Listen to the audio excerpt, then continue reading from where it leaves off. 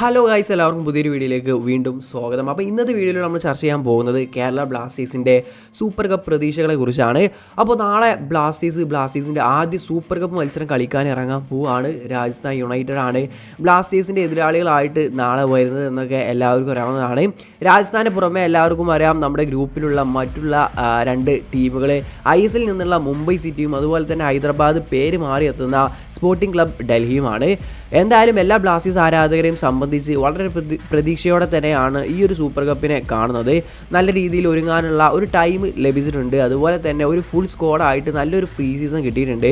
വിദേശ താരങ്ങളുടെ സൈനിങ് ഒക്കെ പൂർത്തിയാക്കി 6 വിദേശ താരങ്ങൾ അടങ്ങിയതായിരുന്നു നമ്മുടെ പ്രീ സീസണൊക്കെ ഉണ്ടായിരുന്നത്. ഒരു മാസത്തോളം പ്രീ സീസൺ ട്രെയിനിങ് നടത്തിയിട്ടുണ്ടായിരുന്നു. അതുകൊണ്ട് തന്നെ മാനേജ്മെൻറ്റ് എങ്ങനെയായാലും ഈ ഒരു സൂപ്പർ കപ്പിനെ എന്തായാലും സീരിയസ് ആയിട്ടാണ് എടുക്കുന്നതെന്ന കാര്യത്തിൽ ഉറപ്പായിട്ടുണ്ട്. ഇനി അതവിടെ നിൽക്കട്ടെ, നമ്മുടെ എതിരാളികളെ പറ്റി നമുക്കൊന്ന് നോക്കാം. അപ്പോൾ നാളെ നമ്മൾ ഏറ്റുമുട്ടാൻ പോകുന്നത് നമ്മുടെ എതിരാളിയായിട്ട് വരുന്നത് അത് രാജസ്ഥാൻ യുണൈറ്റഡ് ആണ്. ഐ ലീഗ് ക്ലബ്ബായ രാജസ്ഥാൻ യുണൈറ്റഡ്. അപ്പോൾ ഇവരുടെ ഒരു സ്ക്വാഡ് നോക്കുകയാണെങ്കിൽ ഐ ലീഗ് ക്ലബ്ബ് ആണെങ്കിൽ പോലും അത്യാവശ്യം കുഴപ്പമില്ലാത്ത ഇന്ത്യൻ താരങ്ങളും ഒപ്പം അവരുടെ 6 വിദേശ സൈനിങ്ങും അവർ കംപ്ലീറ്റ് ആക്കിയിട്ടുണ്ട് എന്നുള്ളത് ഒരു പ്രധാനപ്പെട്ട കാര്യമാണ്. അവർക്ക് നമ്മളെ പോലെ തന്നെ 6 വിദേശ താരങ്ങളുണ്ട്. അതുകൊണ്ട് തന്നെ കാര്യങ്ങൾ അത്ര എളുപ്പമാവാനൊന്നും ചാൻസ് ഇല്ല. പിന്നെ ഭൂരിഭാഗം വിദേശ താരങ്ങളും ആഫ്രിക്കൻ കരുതുകളാണ്. അതുകൊണ്ട് തന്നെ കുറച്ച് മെനക്കെടേണ്ടി വരും നമ്മുടെ പ്ലേയേഴ്സ് എന്നാണ് എനിക്ക് പറയാനുള്ളത്. പിന്നെ പ്ലേയേഴ്സിൻ്റെ ക്വാളിറ്റി വെച്ചൊക്കെ നോക്കുകയാണെങ്കിൽ നമ്മൾ അവരെക്കാൾ ബെറ്റർ ആണെങ്കിൽ പോലും എല്ലാവർക്കും അറിയാവുന്നതാണ് നമ്മുടെ ബ്ലാസ്റ്റേഴ്സിൻ്റെ അവസ്ഥ. ഇതുപോലെ സൂപ്പർ കപ്പിലും ഡുറൻഡ് കപ്പിലൊക്കെ ഫുൾ സ്ക്വാഡുമായിട്ട് പോയിട്ട് പോലും നമ്മൾ ചെറിയ ടീമിനോട് വരെ തോറ്റ് പുറത്താകാറുണ്ട്. അതുകൊണ്ട് തന്നെ ഒന്നും പറയാൻ പറ്റൂല നമ്മുടെ ബ്ലാസ്റ്റേഴ്സിൻ്റെ അവസ്ഥ എന്നാണ് എനിക്ക് പറയാനുള്ളത്. ഇനി രണ്ടാമത്തെ ഒരു ടീമായിട്ട് വരുന്നത് അത് സ്പോർട്ടിംഗ് ക്ലബ് ഡൽഹിയാണ്. ഹൈദരാബാദ് ഇപ്പോൾ ഡൽഹിയായി മാറിയത്. അപ്പോൾ നമ്മുടെ ഗ്രൂപ്പിൽ ഒരു മത്സരം കളിച്ച ടീം കൂടിയാണ് നിലവിൽ ഡൽഹി മുംബൈ സിറ്റിയും തമ്മിൽ ഒരു മത്സരം കളിച്ച് കഴിഞ്ഞിട്ടുണ്ട്. അപ്പോൾ അതിൽ 4-1 എന്ന സ്കോറിൽ മുംബൈ സിറ്റി ഡൽഹിയെ പരാജയപ്പെടുത്തുകയാണ് ചെയ്തിട്ടുള്ളത്.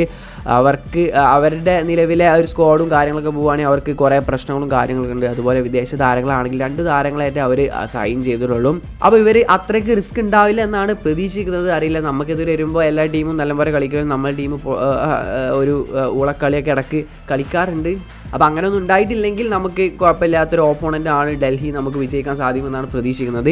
അപ്പം ഇനി മൂന്നാമത്തെ ടീം നിലവിലെ കൂട്ടത്തിലെ കൊമ്പനാണെന്ന് പറയേണ്ടിയിരിക്കുന്നു മുംബൈ സിറ്റി. നമ്മുടെ ഗ്രൂപ്പിലെ ബ്ലാസ്റ്റേഴ്സിന് ഏറ്റവും വെല്ലുവിളിയാകാൻ പോകുന്ന ഒരു ടീമായിരിക്കും മുംബൈ സിറ്റി. ഇവരുടെ സ്ക്വാഡിലേക്ക് വരികയാണെങ്കിൽ 4 വിദേശ താരങ്ങൾ അവർക്കുണ്ട്. 4ഉം ISL എക്സ്പീരിയൻസ്ഡ് ആയിട്ടുള്ള പ്ലേയേഴ്സാണ്. ഇന്ത്യൻ കണ്ടീഷനും ഇന്ത്യയിൽ കളിച്ച് എക്സ്പീരിയൻസ് ഉള്ള താരങ്ങളാണ്. ജോൺ ടൊറാല്, അതുപോലെ ടിരി, ഓർഹെ ഓർട്ടിസ് മെൻഡോസ, അതുപോലെ തന്നെ ബ്ലാസ്റ്റേഴ്സിൻ്റെ കാലൻ എന്നൊക്കെ നമുക്ക് വിളിക്കേണ്ടി വരും. ഓർഹെ പെരേര ഡയാസും ആ ചങ്ങായി ഉണ്ട് അവിടെ. ഈ ചങ്ങായി തന്നെ മതി ബ്ലാസ്റ്റേഴ്സിനെ തോൽപ്പിക്കാൻ എന്നാണ് എനിക്ക് തോന്നുന്നത്.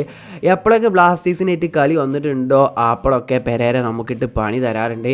എങ്ങനെയും ചങ്ങായി ഗോൾ അടിക്കും. പുള്ളി നമുക്ക് വലിയൊരു പണി ആവാനുള്ള ചാൻസ് ഞാൻ കാണുന്നുണ്ട്. അതുപോലെ നല്ല ക്വാളിറ്റി ഇന്ത്യൻ പ്ലേയേഴ്സും അവർക്കുണ്ട് അറ്റാക്കിങ്ങിലൊക്കെ. അപ്പോൾ ഇതായിരിക്കും ഒരു ടഫ് മാച്ച് നമ്മുടെ ഗ്രൂപ്പിൽ എന്ന് എനിക്ക് പറയാനുള്ളത്. അപ്പോൾ നമ്മളും മുംബൈയും തമ്മിൽ തന്നെ ആയിരിക്കും ആ ഒരു ഫസ്റ്റ് സ്പോട്ടിനുള്ള ഒരു ഇതുണ്ടാവും എന്നാണ് എനിക്ക് തോന്നുന്നത്. ഇനി സൂപ്പർ കപ്പിലേക്ക് വരുമ്പോൾ ബ്ലാസ്റ്റേഴ്സിൻ്റെ ഒരു അഡ്വാൻറ്റേജ് എന്തെന്ന് വെച്ചാൽ 6 വിദേശ താരങ്ങളെ ഒരേ സമയം കളത്തിലിറക്കാൻ സാധിക്കും എന്നുള്ളതാണ് നമ്മുടെ ഒരു അഡ്വാൻറ്റേജ് ആയിട്ട് നമുക്ക് പറയാനുള്ളത്. കാരണം എന്താണെന്ന് വെച്ചാൽ നമ്മുടെ ഇന്ത്യൻ സ്ക്വാഡിലേക്ക് വരുമ്പോൾ നമുക്ക് മിഡ്ഫീൽഡൊന്നും അത്ര വലിയ കരുത്തില്ല. അങ്ങനെ വരുമ്പോൾ നമുക്ക് 6 വിദേശ താരങ്ങളെ ഇറക്കാൻ കഴിയുന്നത് കൊണ്ട് തന്നെ നമുക്ക് മിഡ്ഫീൽഡിൽ ലഗാറ്ററിനെ ഇറക്കാം, ഡിഫൻസിൽ ഒരേ സമയം യുവാനെ ഇറക്കാം.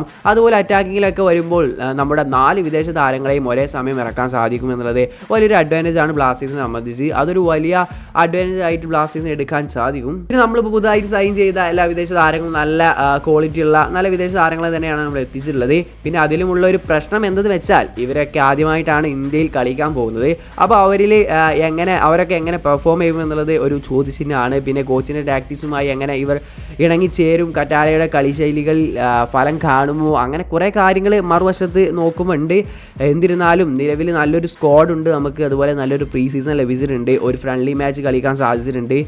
ഇനി ഇതിനെല്ലാം ഫലം കാണുമോ എന്നുള്ളത് നമുക്ക് കണ്ട് തന്നെ അറിയേണ്ടതാണ്. ഗ്രൂപ്പിൽ നിന്ന് എല്ലാവർക്കും അറിയാം ഒറ്റൊരു ടീം മാത്രമാണ് മുന്നോട്ട് പോവുള്ളൂ, ടേബിൾ ടോപ്പേഴ്സ്.